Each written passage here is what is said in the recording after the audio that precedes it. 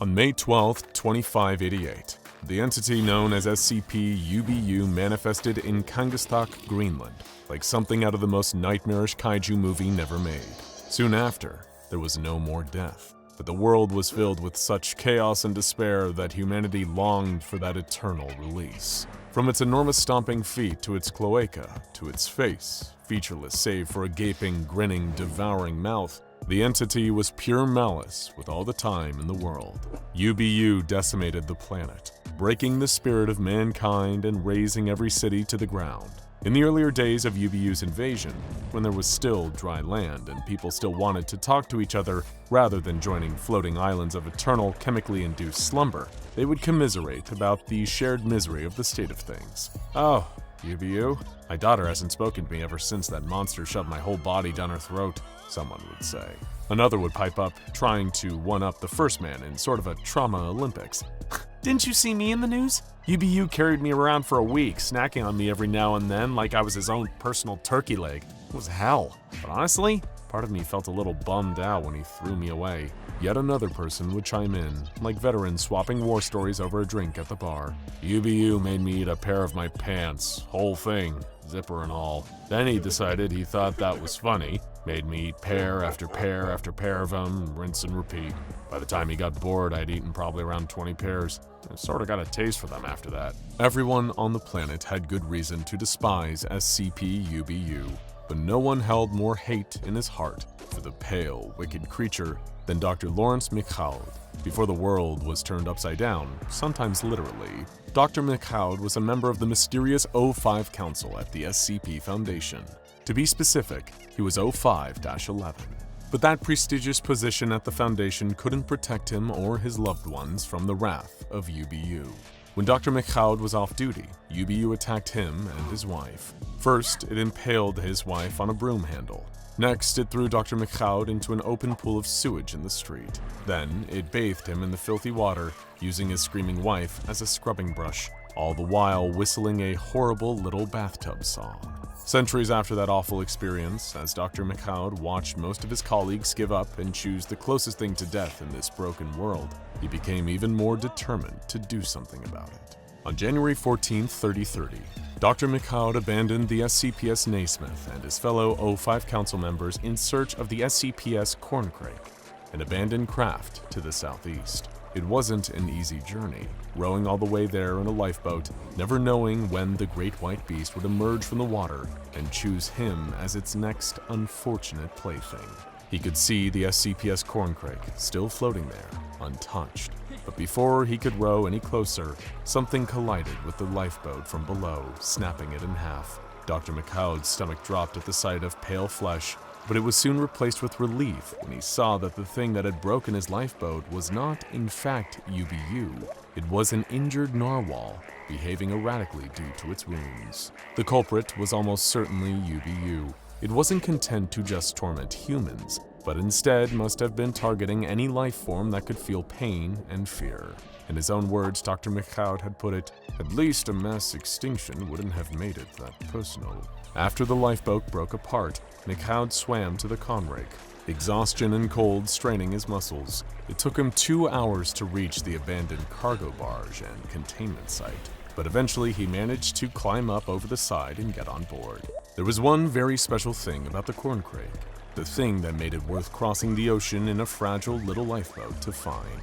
Every anomaly that made the Ganymede list, the list of anomalies considered too dangerous to abandon, even in an apocalyptic scenario, was contained on the corncrake. If there was anything left that the Foundation, or anyone else, hadn't tried to use to defeat UBU, it would be on that ship. After taking a little while to recover, Dr. Michaud embarked on an initial exploration of the craft. All the staff were gone, as he had expected. Thankfully, he still had his O5 ID card, and it still worked like a charm, unlocking all of the automated security systems on board. A lot of what he found was in ruins, but some things had survived. He found 10 hominid replicators from SCP-2000 in perfect working order.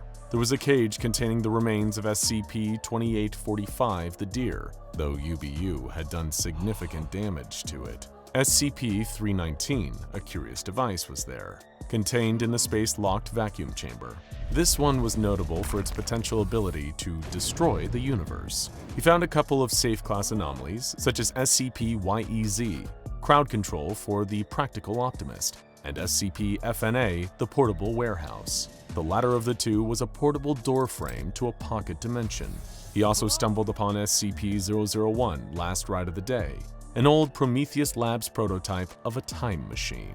And possibly, most importantly, he found SCP-076. The coffin was open, but Abel didn't attack Dr. Michaud.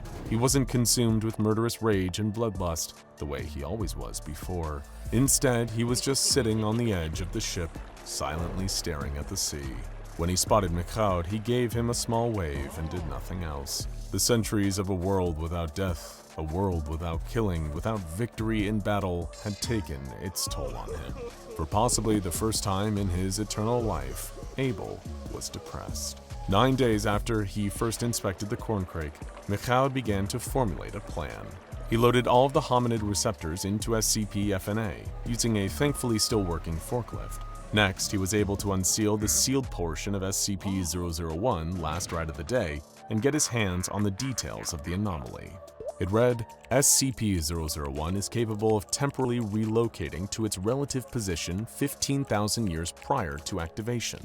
This temporal displacement is divergent paradox irrelevant. In other words, a separate timeline is created as a landing point. For example, if an occupant from timeline X were to murder their parents in utero in timeline Y, the Y iteration of the occupant would no longer exist, but the occupant themselves, being from X, would be unharmed. When in a fully active state, SCP-001 deploys a 5-meter-high telescopic antenna that functions as a Coloco wave energy sink.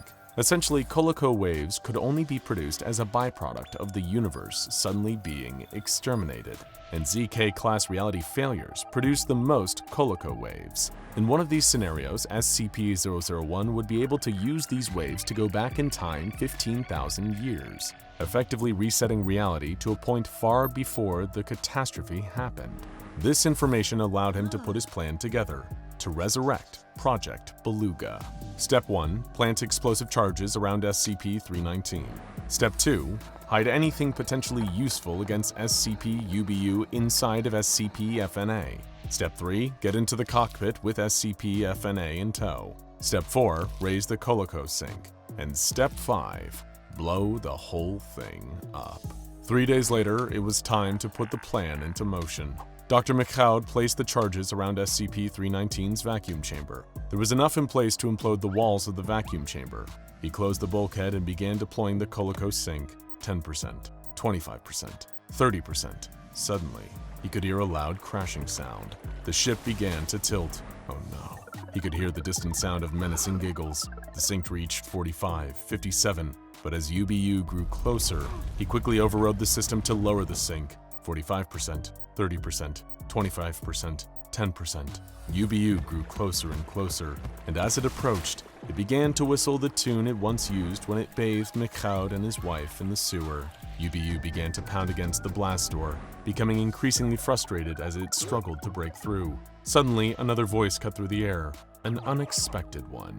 SCP-076 Abel called out to Michaud, encouraging him to carry on while Abel held the beast back. As Abel and UBU engaged in an epic battle, Michaud suddenly remembered something. There was an express deployment module for the Coloco sink.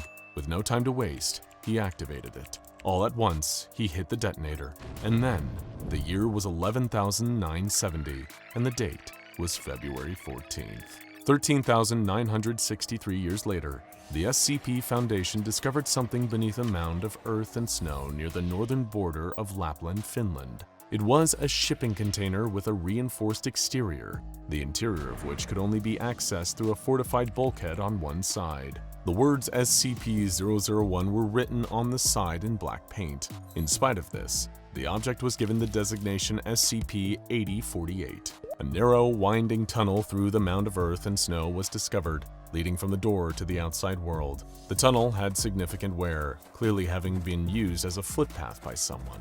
But who? Well, on April 12, 1993, the Foundation got their answer. SCP-8048's bulkhead opened, and a man stepped out, snapping his fingers and promptly sealing the door behind him. He was designated Pol 8048. He was a 32-year-old man of French-Canadian descent, answering to the name of Dr. Lawrence Michaud. He made a series of claims that the Foundation found dubious, but noted it in the official file for SCP-8048 just the same. These included, but were not limited to, SCP-8048 is a time machine. He held the office of 05-11 in the year 3030 from an alternate timeline. Said timeline experienced a modified Omega-K class end-of-death scenario that coincided with the invasion of a TIAMAT class anomaly known as SCP-UBU. SCP-UBU was an extremely dangerous and sadistic entity who was capable of, among other things, neutralizing SCP-169 and SCP-682. His timeline's version of the Foundation launched Project Beluga, which resulted in an impossible war with SCP-UBU that lasted 441 years. Pol 8048 deliberately sabotaged SCP-319 to act as a power source for SCP-8048, thus arriving in Lapland in the year 11,970 BCE. SCP-UBU will arrive in Greenland on May 12, 2588. Pol 8048 was able to extend his lifespan by sharing his consciousness between a central computer within SCP-8048 and several thousand bodies created by his personal hominid replicators. Said consciousness sharing was achieved through a book classified in the future as SCP-YEZ. He wishes to assist the Foundation in the termination of SCP-UBU and has laid out a plan for its termination as outlined in Document 8048-Zeta.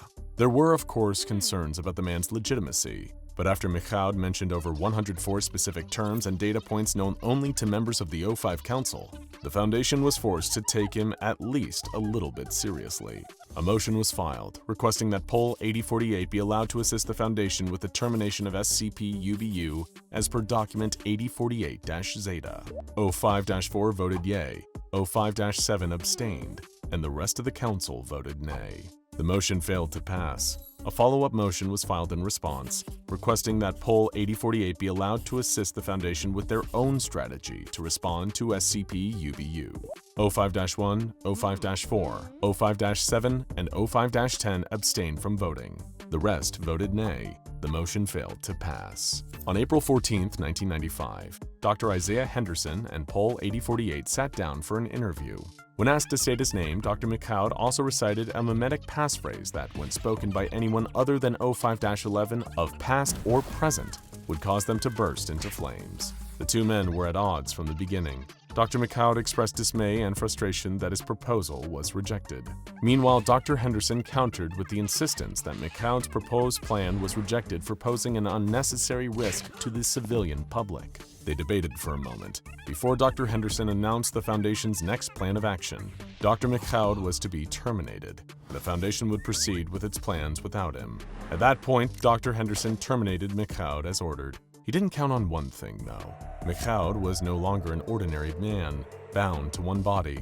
He hopped into the body of a guard, then into the body of O5-4 to deliver a vital message. He had started this plan alone, and was ready to bring it to a close alone. Project Beluga would continue with or without the Foundation's support. Dr. Michaud returned to the bulkhead, climbing back inside and sealing it behind him. He had hoped to have the Foundation behind him. He had hoped they would be allies in the fight against the greatest evil mankind ever encountered, but they disappointed him. He had waited thousands of years, only for the organization he devoted his life to try and kill him. Well, he wasn't going to go down without a fight. This was bigger than the Foundation, bigger than anyone, and no living person was as equipped to handle UBU as he was. So he resumed Project Beluga as a one-man operation.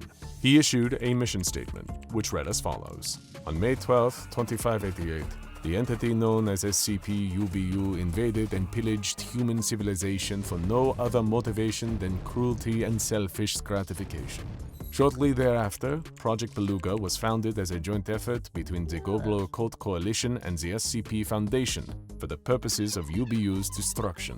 UBU is not merely a threat to human safety, is an affront to every positive and loving concept in the human consciousness. Rather than our lives, he seeks to destroy our quality of life to sate his own sick desires. Think about it. The taste of ice cream, playing with your dog, the way you felt after your first kiss. That is UBU's sworn enemy.